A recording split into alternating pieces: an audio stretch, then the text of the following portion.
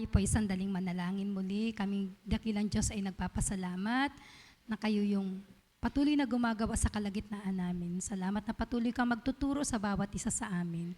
Dalangin ko po, Banal na Espiritu, gawin mo ang iyong kalooban sa umagang ito. Pagpapalain mo ang bawat isa, kakausapin mo po ang bawat isa. Dalangin ko na ang iyong kapangyarihan ang siyang gagawa sa puso ng bawat isa. Gamitin mo ako bilang iyong alipin na gumagawa lang ng tungkulin na iniatang mo sa akin. Salamat na ikaw ang mapapapurihan, ikaw ang mapaparangalan, at maluluwalhati ang iyong pangalan. Ito po ang aming panalangin sa pangalan ni Jesus. Amen. Isang mapagpalang umaga po sa ating lahat. Tayo po ay nagpapatuloy sa serye ng ating aklat na conversion ni Michael Lawrence. At ngayon naman po, kaya natutunan natin yung kahalagahan ng pagkaunawa natin sa ebanghelyong ating tinanggap, ang mabuting balita. Ang sabi ni Pablo sa Roma 1:16, medyo mahaba po ang ating mensahe, 4 punto, kaya bibilisan natin. Roma 1:16, ang sabi ay, hindi ko ikinahihiya ang mabuting balita tungkol kay Kristo, sapagkat ito ang kapangyarihan ng Diyos sa ikaliligtas ng bawat nananampalataya, unay sa mga Hudyo at gayon din sa mga Griego. Kaya, kung ang Ebanghelyo pala ang kasangkapan ng Diyos para iligtas ang mga taong sasampalataya dito, kailangang maibahagi natin ito sa mga tao gaya ng nararapat. Bakit sinabing gaya ng nararapat? Dahil maaaring ebanghelyo ang daladala natin at hindi ang tunay na ebanghelyong itinuturo sa Biblia. Hindi na ito bago. Sa katunayan, nung panahon pa man ni na Pablo'y nangyayari na ito, na hindi iyong tunay na ebanghelyo ang ipinapangaral sa mga tao. Ibang ebanghelyo. Hindi na ibang Jesus ang kanilang ipinapangaral. Kagaya ng sinabi ni Pablo sa iglesia sa Corinto, sa 2 Corinto 11:3-4. Ngunit nag-aalala akong malason ang inyong isipan at malayo sa tapat at dalisay na pananalig kay Kristo, tulad ni Eva na nalinlang ng ahas, sapagkat malugod ninyong tinatanggap ang anumang dumarating at nangangaral ng ibang Jesus kaysa ipinangaral ko. Tinanggap ninyo ang Espiritu, tinatanggap ninyo ang Espiritu at aral na iba sa itinuro ko sa inyo. Kaya, hindi ibig sabihin na tayo nag-iibanghelyo at binabanggit natin yung salitang ibanghelyo, binabanggit natin yung salitang Jesus, ay tunay na ibanghelyo na nga ang ating ipinapangaral. Hindi sapat na mabanggit lang yung salitang Jesus para sabihin natin ito na ang totoo. Dapat talaga ay tunay na si Jesus at tunay na ebanghelyo ang ating ipinapangaral. Tingnan natin kung ano ang naging epekto sa iglesia sa Corinto nang makapasok yung mga mangangaral na ibang Jesus at ebanghelyo ang inapangaral sa loob ng iglesia. 2 Corinto 12:20-21. 2 Corinto 12:20-21. Nangangamba akong baka pagparian ko, may makita akong hindi ko gusto sa inyo, at kayo naman ay may makitang hindi nyo gusto sa akin. Baka ang matagpuan ko'y pag-aaway-away, pangingimbulo, pag-aalitan, pagmamaramot, pagsisiraan, pagsisitsitan, pagpapalalo, at kaguluhan. Nangangamba ako na pagparian kong muli, hiyain ako ng aking Diyos sa harapan ninyo. Pag nagkagayon, itatangis ko ang karumihan, pakikaapid, at mahalagang hindi pa pinagsisisihan o tinatalikdan. Nang makapasok sa iglesia sa Corinto ang mga tagapangaral na nangangaral ng ibang Jesus at ebanghelyo, ito ang pamumuhay ng mga kapatid sa loob ng iglesia. Ano daw? Nag-aaway-away, nagasiraan, nangingimbulo, madadamot, nagasitsitan, magulo, mga mayayabang, Yan ang nangyayari kapag hindi tunay na ebanghelyo ang ipinangaral natin sa mga tao, kagaya ng naranasan ng iglesia sa Korinto. Anong kinalaman nung pangangaral ng ebanghelyo dun sa pagpapatuloy sa kasalanan nitong mga kapatid na ito sa Korinto? Maaaring ang ebanghelyong ipinangaral na mga nagpapanggap na apostol doon ay felt needs evangelism. Anong ibig sabihin nun? Ang ipinapangaral nila ay yung gustong marinig ng tao. Ano ang gusto ng tao? Siyempre, maayos na buhay, peace of mind, matagumpay na career, maayos na pamilya, maayos ang pag-aasawa. Pag tinanggap mo si Jesus, magiging okay kayong mag-anak. Pag tinanggap mo si Jesus, yayaman ka. Pag tinanggap mo si Jesus, gagaling ka. Felt needs evangelism. Ngayon, kapag ganitong ebanghelyo ang ipapangaral natin sa tao, tatanggi kaya ang tao? Tatanggi kaya ang tao? Hindi po Bakit po? Kasi ang naririnig nila ay kung ano ang gusto nila. Yun ang tinatawag na felt needs evangelism. Sugarcoat natin ang ebanghelyo sa paraang magugustuhan nila at kaakit-akit sa kanilang pandinig. Kaya, sige po, tatanggap po ako. Ang totoo, madaling lumika ng isang malaking church. Madaling gumawa ng isang mega church at maraming satellite. Ebanghelyo na felt needs evangelism lang ang ating ipangaral, madali tayong dadami. Pero ito ay mali. Kapag felt needs evangelism ang ating pinahayag, naghahakot tayo ng sakit sa ulo. Bakit? Mapupuno ang church ng mga taong hindi tunay na nagsisi at patuloy na nagkakasala at hindi nagasuko ng buhay sa Diyos. Sino ang sasakit ang ulo? Tayo. Lahat ng gagawin nila, babalik sa atin. Yung kahihiyan na gagawin nila, kahihiyan natin kasi nabibilong. Ngayon, ano ang reason? Ba't kailangan nating ibahin yung ebanghelyo kung ito naman ay magbibigay sa atin ng sakit ng ulo? Di ba po? Yan ay maling-mali na pag-iibanghelyo. Kaya ngayong umaga, sama-sama nating pagbubulayan, ano ang mga paraan na dapat paano natin dapat ipahayag ang ebanghelyo? Una, ipahayag ng malinaw, clear, hindi malabo. Sa Colossus 4:3-4. Colossus 4:3-4. Idalangin niyo sa Diyos na bigyan kami ng pagkakataon na maipangaral ang kanyang salita at maipahayag ang hiwaga ni Kristo, ang sanhi ng pagkabilanggo ko ngayon. Ipanalangin din ninyong maipahayag ko ito ng buong linaw, gaya ng nararapat. Sino ang kausap ni Pablo sa sulat? Sino po ang kausap ni Pablo? Ang mga kapatid sa Colossus. Ano ang sinabi ni Pablo? Ano ang request ni Pablo? Na ipanalangin siya.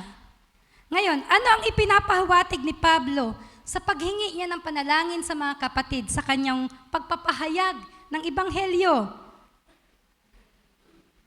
Nakita natin ipinapahiwatig nito ang pagdepende ni Pablo sa kung ano ang magagawa ng Diyos. At hindi sa kanyang magagawa, hindi sa kanyang sariling husay, hindi sa kanyang dami ng alam, kung paano ito papaliwanag, kundi sa kung ano ang magagawa ng Diyos. Ang linaw ng pagpapaliwanag ay nakadepende sa paggawa ng Diyos. Hindi porke marami na tayong alam, feed na tayo ng maraming mga impormasyon, ay hindi na tayo aasa sa Diyos. Ang Diyos, ang tanging nakakasaliksik ng puso ng tao. May mga taong mataas ang comprehension, mayroon namang hindi. May mga taong madaling easy learner, merong hard to learn. May ganon. Iba't iba. Hindi porke ipinahayag mo doon sa isa na gets niya agad, din sa isa, ganon din niya yun magigets. Kaya, madepende palagi tayo sa gabay ng Diyos para madama natin paano natin papahayagan itong kaharap natin. Hayaan nating ang Diyos pa din na magsalita sa pamamagitan natin. Kagaya nung kung paano siya nagpahayag sa Korinto. Sabi ni Pablo, unang Korinto 2, verse 1 to 2. Unang Korinto 2, verse 1 to 2. Mga kapatid, nang ako'y pumunta riyan, ipinahayag ko sa inyo ang hiwaga ng Diyos, hindi sa pamamagitan ng kahusayan ng pananalita o ng malawak na karunungan. Sapagkat noong ako'y nariyan, ipinasya kong wala akong ibang ipapaalam sa inyo maliban kay Hesukristo at ang kanyang kamatayan sa krus. Kaya ang kanyang pangangaral ay hindi idinaan sa galing, yung hahanga ang tao, sa dami ng kanyang alam. Ano lang ang ipinahayag niya? Kung ano ang laman ng katotohanan tungkol sa krus. Yun ang kanyang ipinapahayag. Kaya, pansinin natin yung binasa nating talata sa Colossus chapter 4, verse 3 to 4. Ang sabi niya ay, gaya ng nararapat. Anong ibig sabihin ni Pablo dun sa maipahayag ko ang ebanghelyo gaya ng nararapat? Nangangahulugan na maipahayag niya ng tama, maipahayag niya ng dapat, ayon sa inaasahan ng Diyos, at hindi kailangang isa ang estilo. Kung ano yung sinabi mo dun sa isa, ganoon din dun sa isa. Para bang nakapattern, parang nakaprogram yung sasabihin natin, na parang walang laya ang Diyos na gumawa. Kailangan nating damahin kung papaano nais ng Diyos na ipahayag natin ito. Ang mahalaga, huwag nating kaliligtaan ang pinakampuso ng ebanghelyo. Ano ang puso ng ebanghelyo? Na ikaw, kagaya ko, ay inilikha ng Diyos. Na, paano nilikha ng Diyos ang tao? Banal, malinis. Pero, at nung nilikha niya ang tao na banal at malinis, ang tao ay may kakayanan na gumawa ng mabuti, na magnasa ng mabuti. Pero anong ginawa ng tao? Pinili pa rin nila ang gumawa ng masama. Kaya ang tao ay sumuway. At dahil ang Diyos ay makatarungan, ang tao ngayon ay nahaharap sa kaparusahan, dun sa naglalagablab na impyerno. At nakita ng Diyos na ang tao ay ayaw dun. Nahabag ang Diyos sa dami ng pagsisikap na ginagawa ng tao, ngunit alam naman ng Diyos na wala. Kahit isa sa pwede nating gawin ang pwede ligtas sa atin. Kaya ang ginawa ng Diyos ay ipinadala niya ang kanyang bugtong na anak na si Jesus upang siya ang sumalo ng lahat ng kaparusahan na dapat sana ay tayo. Inihandog niya ang kanyang buhay sa krus. At ang sino mang sasampalataya sa kanya na nangangahulugan, na nagasuko ng buhay at nagasisi, ang siyang maliligtas. Yun ang puso ng ebanghelyo. At huwag nating kaliligtaan. Kaya, huwag nating isusugarcoat ang ebanghelyo para laang makakuha ng tugon at sabihin mo, ang dami ko napahayagan, ang dami ko nang inaakay, ang dami ko nang inahasib, ang dami ko nang pinapasib, lahat yan akin. Kasi sinugarcoat mo lang yung ebanghelyo. Kaya sila tumugon, ay tuwang-tuwa sila doon sa ipinahayag mo kasi gustong-gusto nila yung ipinahayag mo. Ano ang tunay na nakakaakit sa ebanghelyo? Nakakaakit po ba pag shinare natin ang ebanghelyo? Kaakit-akit po ba ito sa pandinig ng mga tao? Hindi po ano? Bakit? Bakit hindi siya kaakit-akit? Ang totoo, ang ebanghelyo ay nakakagalit. Bakit? Ay sabihin mo, ikaw mamgis, ikaw ay makasalanan, ikaw ay papunta sa impyerno, ay kahit anong gawin mo, hindi ka patawarin ng Diyos kahit yan ay paggagawin mo ng paggagawin. Yung mga gawa mong mabubuti ay maruming basahan lamang yan sa paningin ng Diyos. Kaya kailangan mong magsuko ng buhay. Kailangan mong ibigay sa iyo ang iyong buhay. O halimbawang merong na-share na magjowa, tomboy, ay kailangan mo yung hiwalayan. Natuwa kaya? Awan, lamang. Baka nakikita pa lang yung bunbunan ay nag-init-init na. Sabihin mo sa kanila yung bagay na ayaw nilang marinig. Pero no choice tayo. Kailangan nating ipahayag kung ano ang inaasahan ng Diyos. Kailangan nating ipahayag ng buong linaw Sabihin kung ano talaga ang tunay na nilalaman. Ngunit, may paalala ang Diyos. Dapat sa paraang mahinahon at magalang. Kaya sabi sa 1 Peter 3:16, ngunit gawin ninyo ito ng mahinahon at may paggalang. Kasi baka ang tigas ng ulo, bahala ka sa buhay mo. Sige, pag hindi ka tumugon dito, papunta ka sa impyerno. Bahala ka, kasalanan mo yan. Hindi natin sila inapagalitan. Hindi natin sila pagtataasan ng boses. Huwag tayong maiinis. Dahil ang paalala ay mahinahon at may paggalang. Nakakagalit yung laman, pero mahunahon kong i-deliver.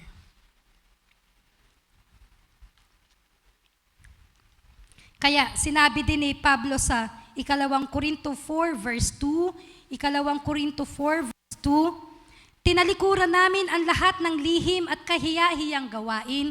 Hindi kami nanloloko ng mga tao at hindi namin pinipilipit ang salita ng Diyos.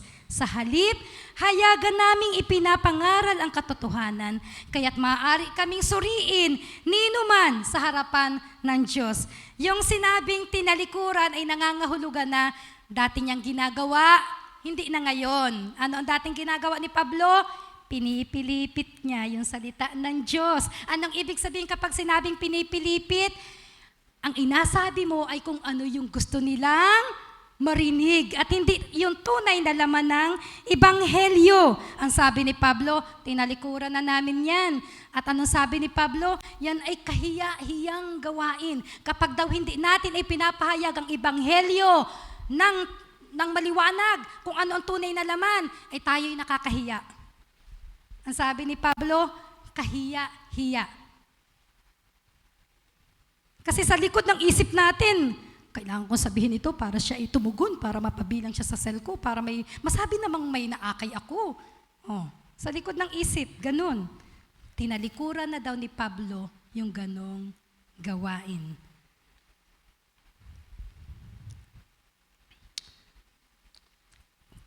Ang ipinapahayag noong pagpipilipit sa salita ng Diyos ay inaakma natin, yung sasabihin natin, ayon doon sa gusto at kailangan ng tao sa kanyang pisikal na pangangailangan. Pero ang dapat talaga nating ipinapahayag ay kung ano yung pinakang malalim na kailangan ng tao at yun yung spiritual needs. Ano ang tunay na kailangan ng tao? Kayamanan? Asawa? Career na maganda? Maayos na pamilya? Ano ang tunay na kailangan ng tao? Kapatawaran at kaligtasan. Eternal kapakinabangan. Kung maaalala natin yung sinabi pag nag-share, halimbawa itong makapal na libro, ito lang yung buhay sa mundo, oh. Ito lang, oh. Eri lang. Ang tunay nating tahanan ay nandito, oh. Itong kapal na ito at walang katapusan. Eri lang yung sa mundo. Para ka laang nag-travel, nagbakasyon, at uuwi ka din sa bansa mo. Ang tao kasi ay nakatingin dun sa nakikita lang ng kanyang mata. Kaya naman, yun din ang inapresenta nitong mga taong nang aakit. Ang tao hindi nakatingin dun sa hindi nakikita. Ano yun? Dun sa eternal. Makikita mo pa lang siya pag nandun ka na. Kaya, ang mga tao ay parang nanluloko pag hindi natin ito inasabi ng ganun kalinaw. Kaya marami sa loob ng church, kapag tinanong mo tungkol sa kaligtasan, ano ang mga sagot? Kasi kaya tinanggap ko si Jesus para yung gumaling ako, umayos yung buhay ko. Yung parang, hindi man tumbukin na ganun ang sagot, pero masisense mo na doon, nakafocus na sa felt needs. Pero ang malinaw na pagbabahagi ay kapag natumbok kung ano ang una sa lahat na kailangan ng tao. Ano ang kailangan ng tao? Kapatawaran at kaligtasan. Kapag malabo ang ating pagpapahayag ng Ebanghelyo, mananagot tayo sa Diyos para sa taong iyon. Pero kapag pinahayag natin ito ng maliwanag, hindi ka managot. Maliwanag mo nang ipinahayag eh. Kaya si Pablo, confident si Pablo nang sabihin niyang, kaya't maaari kaming suriin ni naman sa harapan ng Diyos, kasi alam ni Pablo na hindi siya ng bola ng tao. Alam ni Pablo na maliwanag at malinaw na malinaw niyang ipinahayag ang Ebanghelyo. Kaya ba nating sabihin din yung ganun sa sinabi ni Pablo? Ano ang nararapat na pagpapahayag ng Ebanghelyo? Buong linaw. Ano ang ibig sabihin ng buong linaw? Hindi malabo. Nagigets nila. Naunawaan nila. Alam nila sa umpisa, alam nila hanggang dulo. Nasasagot yung katanungan nila na ihahayag ang dapat na maipahayag, na ipaparating ang nais ng Diyos na iparating.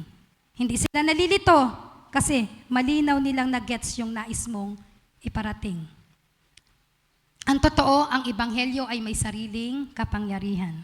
Kailangan mo lang itong maihayag ng malinaw at hayaan na ang kapangyarihan ng Diyos ang siyang mag-operate nun sa tao. Sa ating pag-iibanghelyo, dapat tayo mismo kumbinsido dun sa sinasabi natin. Kasi pag tayo mismo ang nag-share, ramdam yun eh.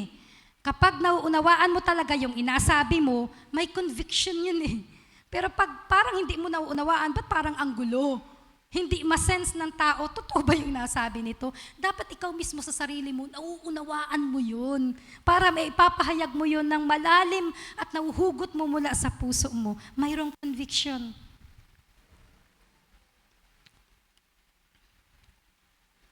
Kaya kapag may tanong sila, masasagot mo kasi nauunawaan mo. Paikot-ikutin ka ng tanong, bagu-baguhin man ang tanong, masasagot mo kasi nauunawaan mo.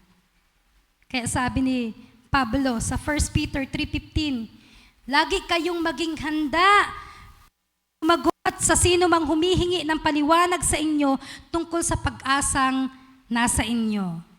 Lagi daw tayo maging handa kapag may magatanong tungkol sa kaligtasan, tungkol sa Ebanghelyo, tungkol kay Kristo, tungkol sa krus, dapat lagi tayong handa. Dapat mong maipaliwanag yon at dapat mong masagot lahat ng susulpot nilang katanungan. Kaya nga mayroon tayong pag-aaral. Pag nasagot yun ng tama, para mo na rin siyang pinagbuksan ng pinto sa isang bahay para makapasok. Sa kabilang banda, kahit maliwanag at maayos mo namang naipahayag, mali pa rin, hindi pa rin na-gets, wala na sa iyo yon. Nasa kanya na yon. Kaya nga ang sabi sa 2 Korinto chapter 4 verse 4, 2 Korinto chapter 4 verse 4, hindi sila sumasampalataya sapagkat ang kanilang isip ay binulag ng Diyos ng kasamaan ng daigdig na ito. Upang hindi nila makita ang liwanag na magandang balita tungkol sa kaluwalhatian ni Kristo na siyang larawan ng Diyos. Kaya hindi nila naunawaan kahit ang pagpapahayag mo ay anong linaw na, hindi pa rin nila magets kasi nga yung isip nila ay may talukbong. Ang kanyang pagkatao ay natatalukbungan ng kasamaan, pinaghaharian ng kasamaan, kaya hindi niya makita ang katotohanan. Basta mahalaga, maliwanag mong ipinahayag ang Ebanghelyo, okay na yon. Makikita din natin dito sa binasa natin sa Colosas, yung magandang halimbawa sa pag-share ng malinaw na gospel ay yung pagkakaisa ng iglesia. Ang sabi ni Pablo, idalangin ninyo ako.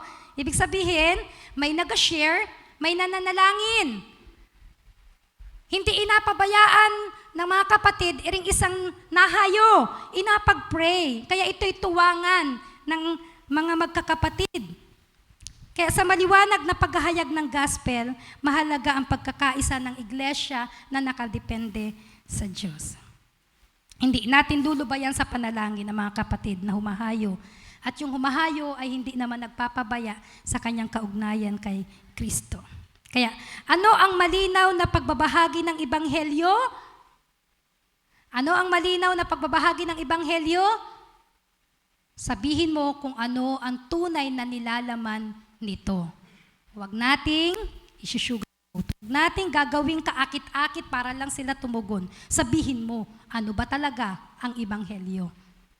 Padalawa, Kaya paano natin ipapahayag ebanghelyo? Ipahayag ng malinaw o clear. Padalawa, ipahayag ng may katapatan o faithfully.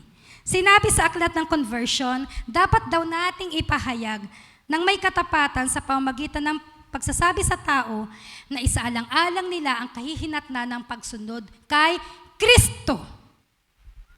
Sabi sa 2 Korinto 5:15, namatay siya para sa lahat upang ang mga nabubuhay ngayon ay huwag nang mabuhay para sa sarili, kundi para kay Kristo na namatay at muling nabuhay para sa kanila.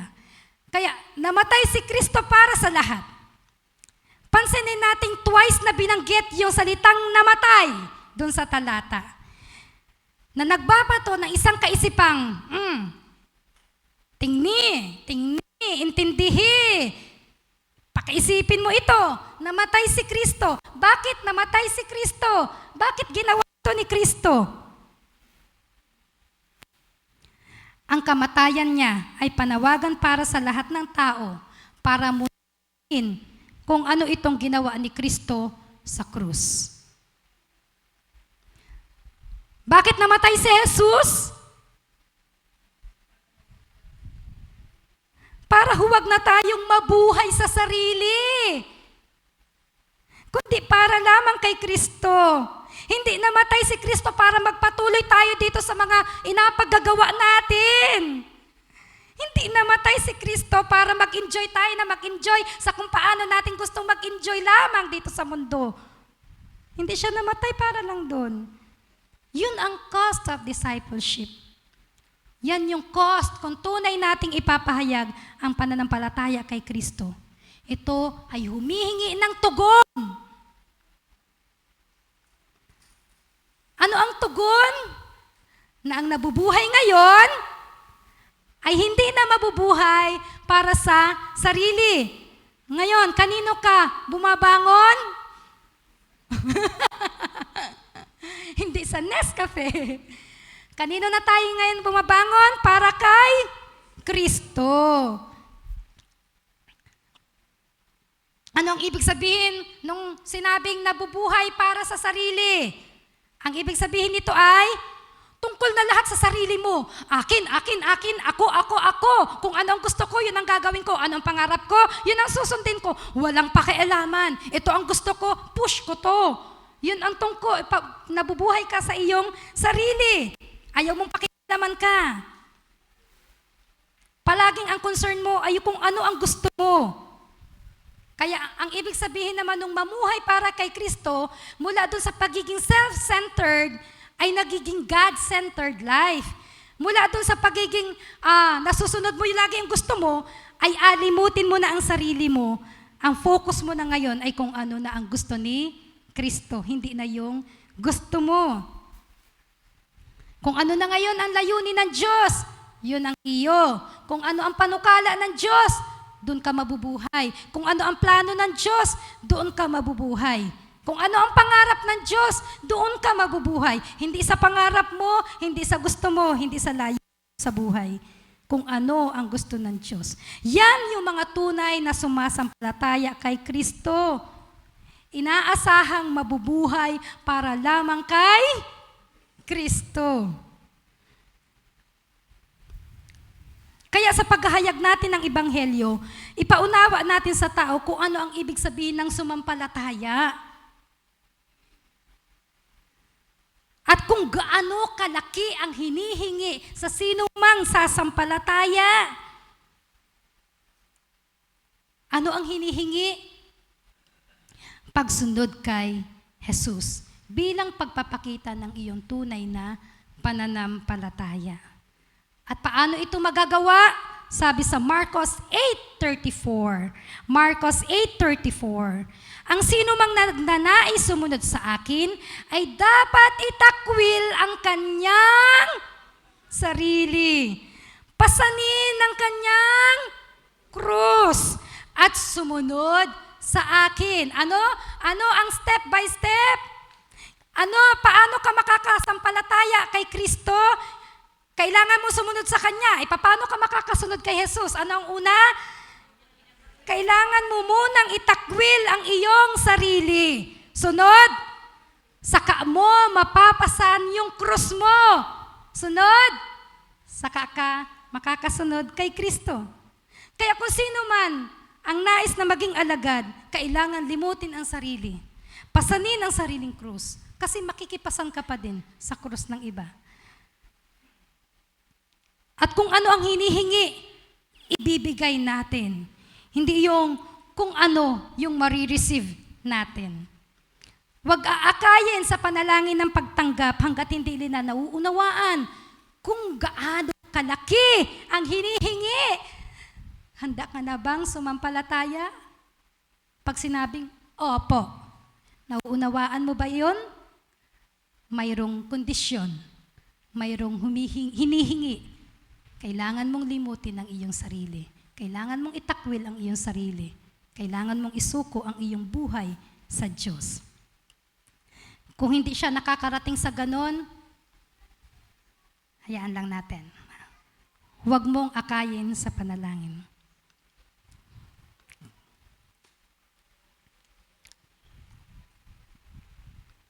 Kapag inaipahayag ng malinaw at may katapatan, sila mismo sa kanilang sarili ang magtataya. Tatayahin nila yon sa sarili nila. Parang yun sa Biblia ay nagtayo ng tore, tinataya muna. Tatayahin nila yon.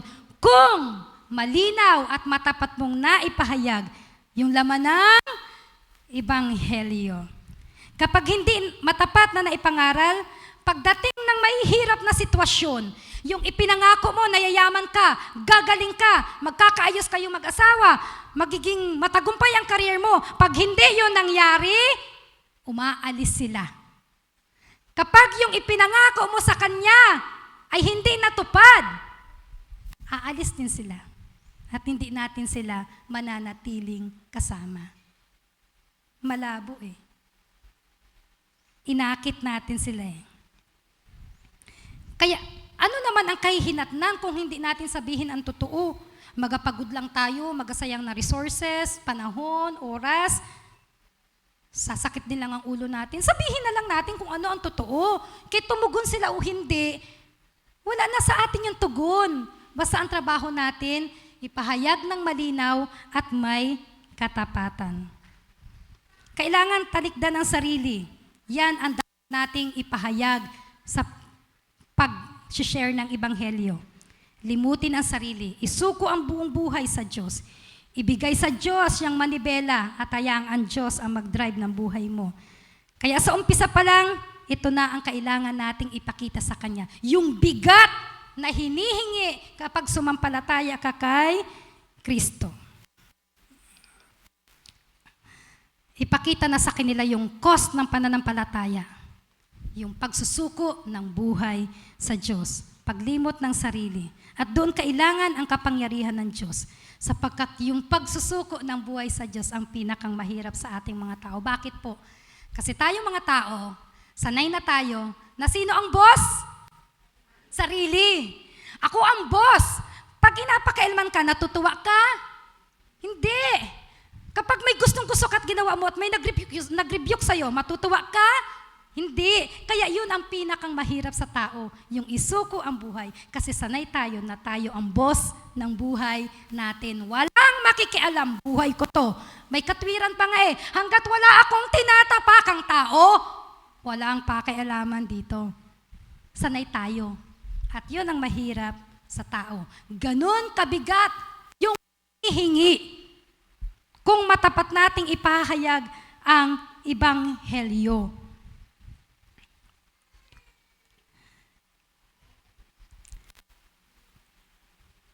Sa isip ng tao, lugi o kabaliwan na magsuko ng buhay sa Diyos. Kasi, halimbawa, ang ganda ng career mo, mataas ang sahod mo, komportable na yung buhay mo, give up mo dahil tinatawag ka ng Diyos para mag-full-time sa church. Ano ang isipin ng tao? Baliw. Nandun na, umalis pa. Kabaliwan sa tao ang magsuko ng buhay sa Diyos. Kalugihan para sa tao, ang i-give up mo, yung pangarap mo, plano mo, gusto mo, para lang mamuhay ng isang simpleng buhay. Kung yun ang gusto ng Diyos, kalugihan yun sa tao. Pero ang totoo, hindi naman talaga totoong lugi. Lugi! Lugi kung hindi mo give up yan. Bakit? Ano ba naman yung nararanasan nating ginhawa dito sa mundo? Ikumpara mo dun sa eternal. Ang sabi nga kanina, ito lang yung sa mundo. Ito yung tahanan natin, makapal at walang katapusan. Katiting lang yung nararanasan nating ginhawa dito sa mundo. Katiting lang yon, hindi siya pwedeng ikumpara. Hindi siya pwedeng ikumpara doon sa pwede nating maranasan doon sa kabilang buhay. Mas maigi na nga yung tiis now, enjoy later. Kaysa enjoy now, tiis later. Kasi doon sa mundo, katiting lang eh. Katiting lang yung mararanasan natin sa mundo. Yung mga mararanasan natin dito sa mundo ay maigsi lang. Kumpara dun sa kabilang buhay. Naunawaan niyo po?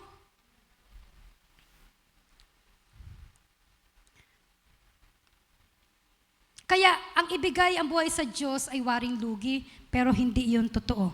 Mas malaki ang lugi mo, mas malaki ang panghihinayangan mo, mas malaki ang pagsisisihan natin kapag hindi natin isinuko ang buhay na ito ngayon pa lang sa Diyos.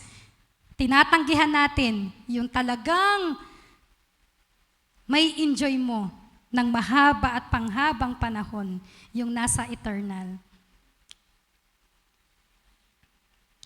Kung naalala nyo kung nakabasa ng aklat ng conversion, ang sabi ay, sasabihin ko yung mismong nakasulat ng sa aklat. Pinagsisisihan kaya ni David Brainerd ang kanyang desisyon na iwan ang promising life sa colonial Boston para lamang mamatay na maaga dahil sa tuberculosis? Iniisip kaya ni Adoniram Hudson, isang misyonero sa Burma, na namatayan ng asawa at anak na siya ay nagkamali? Ikinalungkot kaya ni William Wilberforce ang pagkawala ng tsansa na maging prime minister dahil nilabanan niya ang slave trade? Ang sagot ay hindi.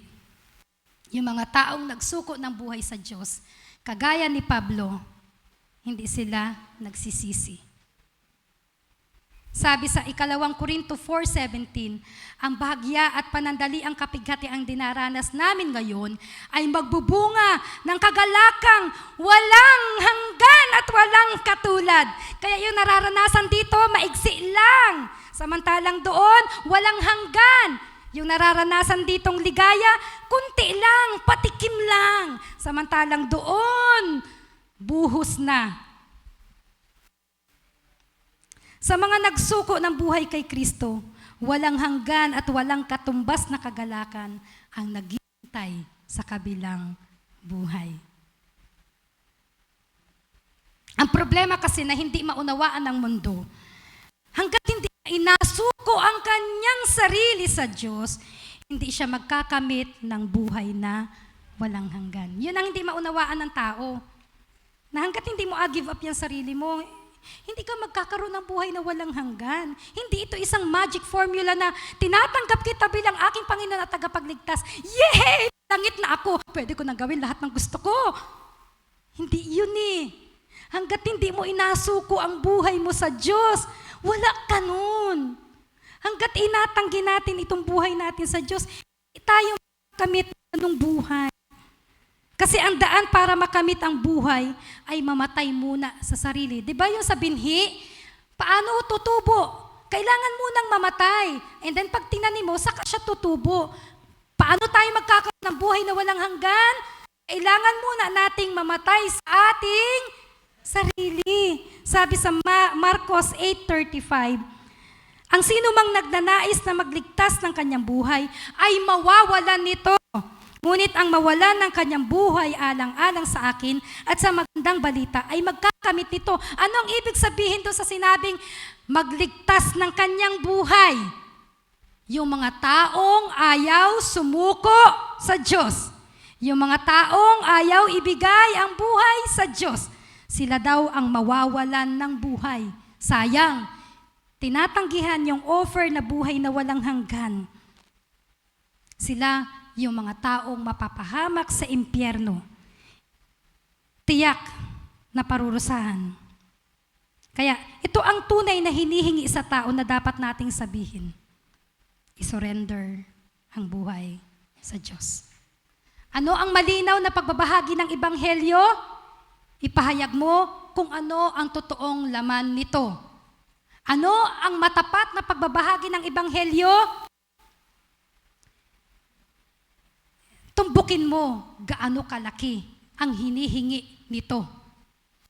Ano yung cost? Patatlo, ipahayag na may urgency o ipahayag mo ng may pagmamadali. Ikalawang Korinto 5:20. Ikalawang Korinto 5:20. Kaya nga, kami mga sugo ni Kristo. Ang Diyos mismo ang nakikiusap sa inyo sa pamamagitan namin. Kami nakikiusap sa inyo alang-alang kay Kristo. Makipagkasundo kayo sa Diyos. Sino ang nakikiusap mismo? Sino ang mismong nakikiusap? Sino po ang mismong nakikiusap? Kami mga sugo ni Kristo, ang Diyos mismo ang nakikiusap sa inyo sa pamamagitan namin. Sino ang nakikiusap mismo? Ang Diyos. Ginagamit ng Diyos ang kanyang mga lingkod. Grabe yung effort ng Diyos. Siya pa mismo itong nag-initiate ng pakikipagkasundo. At napakalawak ng kanyang utos kasi lahat tayo inuutusan dito. Ganun kaseryoso ito. Ano ba ang tunay na problema ng tao? Ang tao, sabi sa Roma 3:23, sapagkat ang lahat ng tao ay nagkasala, walang sino mang nakaabot sa kaluwalhatian ng Diyos. Ano ang tunay na problema ng tao? Makasalanan. Kaaway tayo ng Diyos. Nagrebelde tayo sa Diyos. Nagtaksil tayo sa Diyos. Kaya ang pakiusap ng Diyos ay makipagkasundo. Ba't kailangan? Dahil may away, may alitan, may hindi maayos na relasyon. At ano ang papel ng sugong lingkod ni Kristo? Ang maghatid ng pakiusap ng Diyos. Sabi ni Pablo, sila daw ay sugo.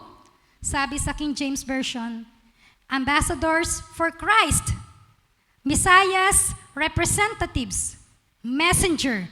Ano ang papel ng isang ambassador? Di ba bawat bansa ay mayroong ambassador? Sila yung kinatawan ng bansang ito. Ipadadala sila doon sa bansang yon at dadalhin nila yung mensahe na kailangan nilang iparating. Messenger, sila ang tagahatid ng mensahe. Kapag hindi nila sinabi yung gustong ipahatid na mensahe, ginampanan ba nila yung pagiging ambassador ng kinakatawan niyang bansa? Hindi. Kailangan niyang sabihin kung ano yung inapasabi sa kanya. Hindi niya kailangan pumunta doon para iparinig doon sa bansang pupuntahan kung ano ang gustong marinig ng bansa. Ang kailangan niya sabihin ay kung ano mismo yung mensahe ng bansang kanyang kinakatawan. At yan ang ating papel. Sabihin sa katabi, ambassador ka ni Kristo. At ang salitang yan ay may kalakip na pananagutan. Ang ihatid mo ang mensahe sa mga taong nais ng Diyos na hatiran ng mensahe. At ano ang mensahe? Yung matindi niyang pakiusap na makipagkasundo na sa kanya ang mga tao. Grabe ano? Siya na yung nasaktan, siya na yung pinagtaksilan.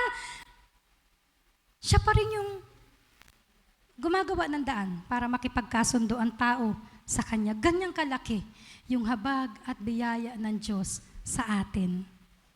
Iba ang kalakaran ng mundo. Aba, bakit ako ang may kasalanan? Siyang lumapit, siyang may kasalanan Sa Diyos ay hindi ganon. Siya na ang nasaktan, siya pa ang nag-initiate para lumapit tayo sa Kanya. Sabi sa Hebreo 3:15. Hebreo 3:15. Ito nga ang sinasabi sa kasulatan. Kapag narinig ninyo ngayon ang tinig ng Diyos, huwag ninyong patigasin ang inyong puso. Tulad noong kayo'y naghimagsik sa Diyos. Ano ang ibig sabihin ng Diyos dun sa ngayon? Nabasa nyo? Kapag narinig ninyo ngayon. Ano ang pagkaunawa nyo sa ngayon? Ngayon din. Urgent na ito. Ito ay muling pag-abot ng Diyos sa makasalanang tao. Mga sumuway sa Diyos. Ngunit ngayon ay gumawa ng paraan at daan ang Diyos upang abutin tayong mga masuwaying tao sa pamamagitan ni Jesus na naghandog ng kanyang buhay sa krus. Para ano? Para bayaran ang ating mga kasalanan upang ipagkasundo tayo sa Diyos. At ngayon na ang tamang panahon para manumbalik sa Diyos. Ngayon na ang tamang panahon para sumuko tayo sa Diyos. Huwag na tayong magmatigas pa. Ito ay nagsasabing urgent na pagpapasya. Urgent na pananumbalik. Ngayon na ang tamang panahon para sumuko. Hindi mamaya, hindi bukas, hindi sa isang taon. Ngayon na. Kaya sinabi niya, kapag narinig ninyo ngayon, ang ibig sabihin, kapag narinig mo ang mensahe niyan, huwag mong apamunahin. Tumugon ka. Ganyan natin ipapahayag sa tao yung urgency ng pagtugon. Ang tao'y kailangang maakay sa pagsusuko ng buhay ngayon na. Makipagkasundo na sa Diyos. Dapat ipahayag natin ng may pagmamadali. Ganitong klaseng pagmamadali iyon. Hindi yung, uy, asyaran ko ito. Uy, ay, ito naman, nagmamadali ako. Kailangan marami masyaran. Hindi naman ganon. Kundi, kung papaano mo inapahayag yun, ang dating nung mensahe ay inapatugon mo na siya ngayon na. Hindi naman natin sila pinipilit. Hindi rin natin sila minamanipulate. Kundi inapahayag mo lang ng malinaw. At ipinapaunawa mo na ang tugon ay ngayon na. Hindi natin sila bibigyan ng choice. Gusto mo? Ay sige, pwede naman. Baka bukas. Hindi ganon. Kailangan natin silang tumugon dahil ito ay life and death. Ang pagpapasya na manumbalik sa Diyos ay hindi isang bagay na inapamuna-muna. Dapat ay earnest at urgent, pero hindi mapamilit. Hindi ginagawang low-key. Hindi tamang binibigyan sila ng choice na parang New Year's resolution. Ang New Year's resolution ko ngayon ay magda-diet ako. Ilang buwan, okay ka. Dumating ang cravings mo, next year na lang ulit. Hindi ganon ang tugon na hinihingi. Kundi sa ayaw at sa gusto, tutugon tayo. Ngayon na, hindi next year. Seryoso ang panawagan. Sumuko kay Kristo. Himukin natin sila. Sabi sa 2 Timoteo 4 verse 2, ipangaral mo ang salita ng Diyos. Pagsikapan mong gawing iyan, napapanahon man o hindi. Himukin mo at pagsabihan ang mga tao at palakasin ang kanilang loob sa pamamagitan ng tiyang pagtuturo. Kaya kailangan nating pagsabihan ng mga tao. Kailangan natin silang himukin ng mayroong paggalang pero may pagmamadali. May urgency.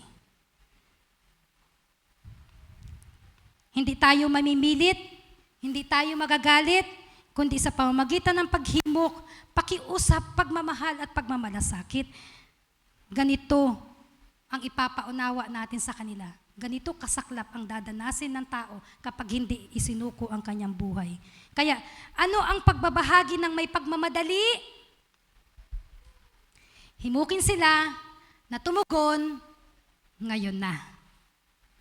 Pang-apat, ipahayag ng may confidence o kumpiyansa. Roma 1:16, hindi ko ikinahihiya ang magandang balita, sapagkat ito ang kapangyarihan ng Diyos para sa kaligtasan ng bawat sumasampalataya, unay sa mga Hudyo at gayon din sa mga Griego. Kaya bakit daw hindi kailangang ikahiya ang pag-share ng gospel? Kasi yung gospel na dala-dala natin, yun mismo yung kapangyarihan ng Diyos. Yung mismong mensahe na yun mismo ang kapangyarihan ng Diyos na gumagawa sa puso ng tao para ang tao ay akayin sa pagkaunawa, pagsisisi at pagsampalataya. Yun mismo yun. Nasabi minsan ni Doktora sa kanyang mensahe, nahihiya ka ngayon, mapapahamak sila later. Anong gusto mo? Laksan mo na ang loob mo ngayon? Nabigyan mo naman sila ng chance na marinig? Chance para sila ay manumbalik sa Diyos? Kaya, laksan natin ang ating loob. Marami pa rin hanggang ngayon ay napapahamak kasi walang nangangaral. Bakit? Nahihiya tayo. Natatakot tayo. Na pwede naman sana kung binigyan natin sila ng chance, pahayagan natin sila. Kaya kung ito mismo yung kapangyarihan ng Diyos, may ikakahiya ba tayo? Kung itong mensaheng dala-dala natin ang mismong kapangyarihan ng Diyos sa ikaliligtas ng tao, matatakot ba tayo? Hindi. Walang dapat ikahiya. Ipahayag lang natin yun ng lubusan at yun ay may sariling kapangyarihan.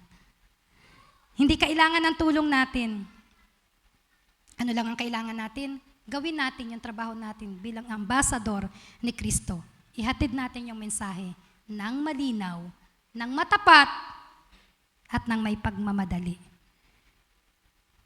Kaya nga, ito ang kailangan lang natin ay maipahayag ito ng sobrang clear.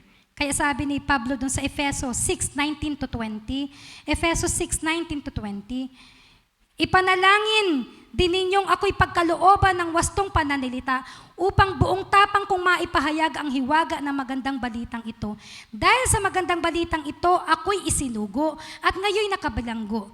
Kaya't ipanalangin ninyong maipahayag ko to ng buong tapang gaya ng nararapat. Ano ang kahilingan ni Pablo sa kanyang panalangin? Ipagkaloob sa kanya yung wastong pananalita. Para ano? Para buong tapang niyang maipahayag ang ebanghelyo. Kahit si Pablo, nag-struggle din. Kagaya natin. Pero hindi yun reason para hindi na tayo kumilos at sabing, hiya ako, takot ako. Si Pablo nag-struggle pero hindi siya huminto doon. Ang ginawa niya ay humingi siya ng panalangin at dumipende sa Diyos. Nabigyan siya ng lakas at tapang ng loob na maipahayag yun. Huwag natin din langin ang ating sarili para tayo parang maparalyze at hindi gumalaw. Kailangan nating dumipende sa Diyos. Kung nais talaga nating sundin ang Diyos at gampanan yung tungkulin natin bilang ambasador ni Kristo. Mababasa natin sa aklat ng conversion. Bakit daw hindi man madalas ibahagi ang ebanghelyo? Dahil daw sa takot, hiya, at panghihina ng loob. Sa kabilang banda naman, yung isa naman ay nagiging mayabang. Dami kong akay, lakas ng loob. Pero itong dalawang taong ito na magkaiba, yung nahihiya at natatakot, ay napanghinahan ng loob, at itong isang nagayabang ay parehas hindi nila nauunawaan kung ano ang purpose ng pag-share ng ebanghelyo. Kung ano ang katotohanan sa pag-iebanghelyo. Tandaan natin, ang bahagi lang natin ay ipahayag ang ebanghelyo ng buong linaw, may katapatan, at mayroong urgency. At yung tugon ay sa Diyos na yon. Kung tutugon sila o hindi, ang Diyos ang nakakaalam nun. Sabihin sa katabi, be confident sa paghayo. O, sabihin ulit, hindi tayo after sa result. Kaya ano yung confident na pagbabahagi ng ebanghelyo? Malakas ang loob mo na ibahagi ito dahil alam mo na yung dala-dala mo, yung mismong kapangyarihan ng Diyos para sa kaligtasan ng tao. Sa pagtatapos, pasensya na kayo, mahaba talaga. Okay, ang mensahe ngayong imaga ay nagiiwan sa atin ng malaking hamon upang gapanan natin ang ating tungkulin. Ano ang ating tungkulin? Ipahayag ang mabuting balita. Ano nga ang taguri sa atin? Tayo ay mga ambassador ni Kristo. Pangmalakasan talaga yung tawag sa atin pala, no? Pero ang laki din ng pananagutan. At upang magampanan natin yon, ayon sa inaasahan ng Diyos, kailangan nating maunawaan sa ating sarili ano ba talaga ang Ebanghelyo. Kailangan nating maunawahan ng mga doktrina upang hindi maling Ebanghelyo ang ating maipangaral sa iba. Iyan ang dahilan kung bakit mayroong pag-aaral yung every Tuesday class. Kaya nga malawakan yung pag-iimbita, seryoso yung pag-iimbita. Kailangan natin yun. Kasi tayo yung mga ambassador ni Kristo. Paano tayo makapaghahatid ng isang mensaheng hindi natin nauunawaan? Kaya nga inapadalo tayo ng mga pag-aaral. Hindi natin kailangan maging pastor o misyonero para makapagbahagi ng Ebanghelyo. Mag-aral tayo. Dumalo tayo ng mga pag-aaral. Yung mga librong inasadya sa atin, na basahin natin. Paulit-ulit. Huwag mong babasahin lang ng isang beses. Paulit-ulit. Hanggang sa sumadsad. At pag natutunan natin yung buong katotohanan na dapat nating matutunan, kaya natin siyang ipangaral buong tapang. Kasi nauunawaan natin, sapat at malinaw nating naiintindihan ang Ebanghelyo na ang Diyos ang lumikha sa tao na banal, ngunit ang tao ay sumuway, kaya ang tao ngayon ay mapaparusahan dahil ang Diyos ay makatarungan. Pero dahil ang Diyos ay mahabagin, isinugo niya ang kanyang bugtong na anak na si Jesus upang mamatay sa krus para ano?